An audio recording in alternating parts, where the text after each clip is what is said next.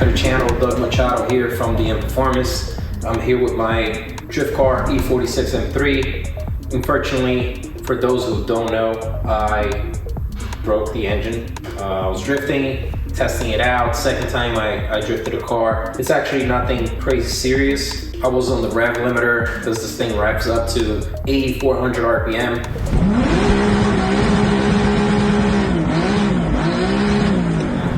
And I was holding the RPM there for too long and he ended up spitting out valve shim. So if you're not familiar with the S54, they don't have hydraulic lifters. So on top of the valve, you have little valve shims. So these valve shims, they sit on top of the valve, and on top of the valve, there's a rocker arm, and the cam goes on top of the rocker arm. So with time, you have to do valve adjustments, and the reason why the shim popped out, it's because when I first started building this car, I wasn't thinking about being a crazy build as it is today. And with time, I was upgrading everything. And the engine happened to be the first thing that I built on the car. And I was only planning on making low 600 wheel horsepower on the car.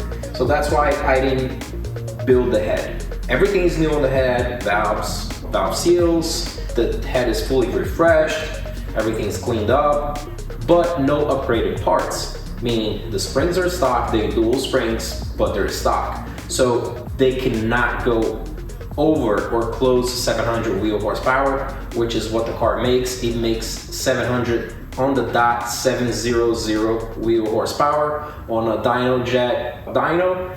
So that being said, stock valves, stock retainers, stock keepers, and those valve springs revving to 8,400 RPM, we were getting a valve flow. The car was doing all kinds of weird things when drifting. On the dyno was 100% perfect, but drifting, it was doing all kinds of weird things, and I believe, and my tuner believes, it could be a valve flow now that we have, a shim popped out. So time to refresh, putting all the valve springs, titanium retainers, harder keepers, valve keepers, just to keep everything nice and in place. These valve springs are much stronger than the stock ones. You can even move it by hand, and the stock ones, you can actually move it. You're able to move it a little bit. So we should be getting rid of that problem, spitting shims now, and valve flow, which I believe the car will react a lot better.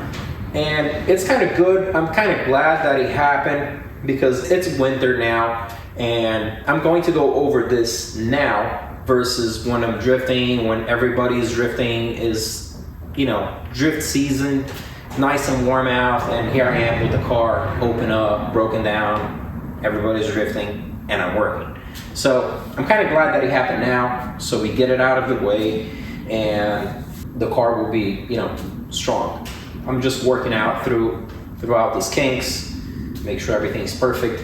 And another thing that actually kept us at 700 wheel horsepower was the fuel injectors. I have the DW 1200 cc's, which I'm going to be upgrading as well. We're running 98% duty cycle on this fuel injectors, so they're maxed out. So I'm doing 1500s now since, everything's apart, and I retorqued the head as well. I was able to move probably 15 to 20 degrees each stud. And I'll be honest with you, I probably would have never done so soon, right, if that didn't happen. So I'm glad that it happened. We're gonna work it out, clean everything out, and I have the springs in the car already. And now we're going to the dyno again, re-dyno the car, retune the car, and see what it does. So let's hit the dyno.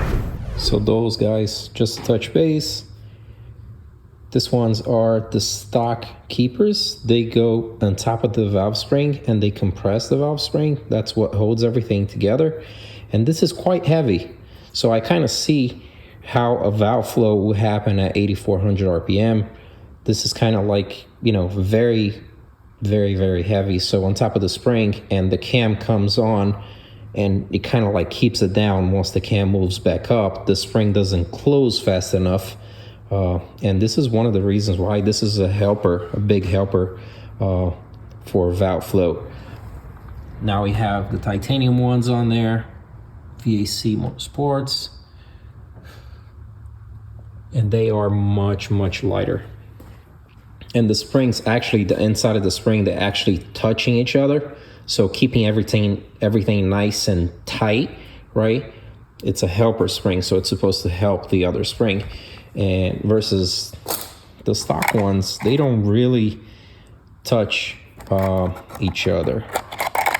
You can see there's a quite bit of play, and if I let it go, you go right through. Not the other ones. The other ones, you push it out and you still can't, get it through.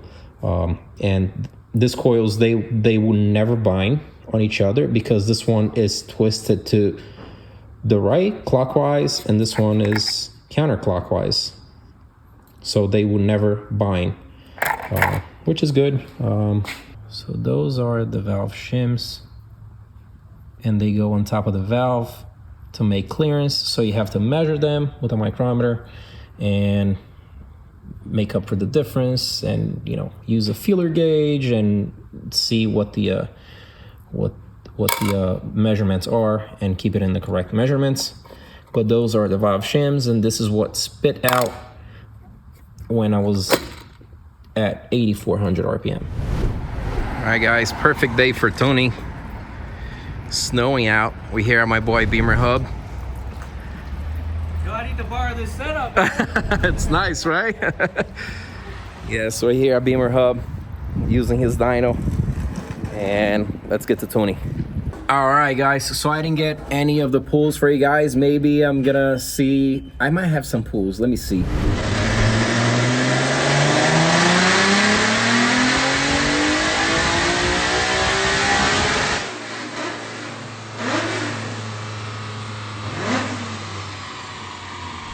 So, all right, guys, I think I had some initial pulls for like 6 something. We're just starting with the new fuel injectors.